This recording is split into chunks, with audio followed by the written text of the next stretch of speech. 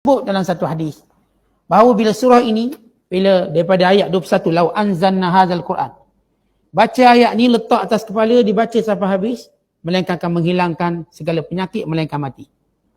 Bahkan ada satu riwayat menghilangkan sakit kepala, pening-pening kepala letak. Dan ini dalam, kita katakan dalam musalsal hadis yang panjang, iaitu siapa yang baca surah ini sambil letak tangan atas kepala, daripada awal ayat 21 sehingga 24. Syifa'un min kulli da'in illa sam. Obat kepada segala penyakit melainkan mati. Yang kedua, diriwayatkan Nabi sallallahu alaihi wasallam bersabda, "Man qara'a surat al-hasyr."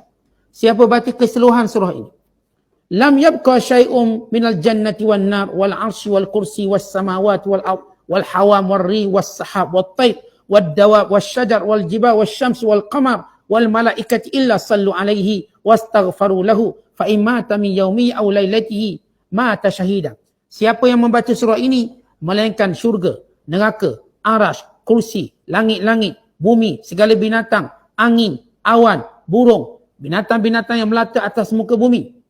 Tadi serangga, binatang yang melata di atas muka bumi, dan juga pohon, gunung ganang, matahari, bulan, malaikat akan berselawat ke atasnya dan memohon ampun kepadanya kalau dia mati hari itu, hari selepas dia membaca, atau malamnya, maka dia mati syahid. Maksudnya kelebihan dia. Yang ketiga, diriwayatkan daripada Anas, Nabi sallallahu alaihi wasallam bersabda, "Man qara'a akhir suratil hasyr, law anzalna hadzal Quran ala jabal." Siapa yang membaca akhir surah Al-Hasyr, bermula ayat 21. Jadi kalau sebut akhir ni bermula ayat 21 sampai 24. Dia 4 ayat. Famata min lailatihi, lalu mati, maka dia mati syahid. Tadi baca satu surah. Yang ni baca daripada ayat 21 sampai 24. Hadis yang keempat, diriwayatkan oleh Ahmad dan Tirmizi daripada Maqil bin Yasar. Rasulullah bersabda, "Man qala hina yusbihu thalatha marrat." Siapa yang setiap pagi dia membaca zikir ini, A'udzubillahi samiil alim minasyaitonir rajim, 3 kali. Kemudian dia membaca 3 ayat terakhir surah Al-Hasyr. Artinya bukan bermula daripada lau anzalna, lepas ayat tu. Ayat bermula ayat 22, 23, 24.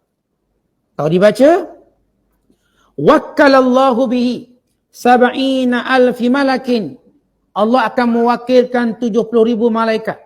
Yusalluna alaihi hatta yumsiya, yang akan mendoakan untuknya dengan keampunan sehinggalah waktu petang. Wa imata fi yaumihi, kalau dia mati hari itu, mata syahidan, dia mati syahid. Wa man qara'aha hina yumsi, dan siapa yang membaca pada petang harinya, yakni maghribnya, iaitu a'udzubillahi samiil alim minasyaitonir rajim, diikuti dengan 3 ayat surah Al-Hasyr sampai itu, ayat 22, 23, 24, maka dia akan mendapat pahala sebagaimana dia baca pagi. Kalau tadi dia baca pagi, baca ayat, dia baca a'udzubillahi samiil alim minasyaitonir rajim, kemudian akhir surah Al-Hasyr bermula daripada ayat yang ke-22, dibaca pagi, melainkan kalau dia mati hari itu, dia akan mati syahid dan malaikat akan berselawat padanya seramai 70,000 malaikat. Yang kedua, kalau dibaca petang, dia dapat kelebihan yang sama. Namun kesemua hadis ini bersifat dhaif. Namun dalam hadis dhaif, sepakat para ulama ataupun jumhur ulama, ia diamalkan. Dia diamalkan. Cuma dia tidaklah menjadi suatu hujah yang qat'i, hujah kuat. Tapi dia diamalkan. Bahkan ramai para ulama mengamalkannya. Khususnya ayat lau anzalna, bermula daripada ayat lau anzalna, kerana dia kelebihannya mengubat penyakit, melawang sihir, menjadi ruqyah yang baik, ataupun kita katakan sebagai doa yang baik. Ini kelebihan surah ini.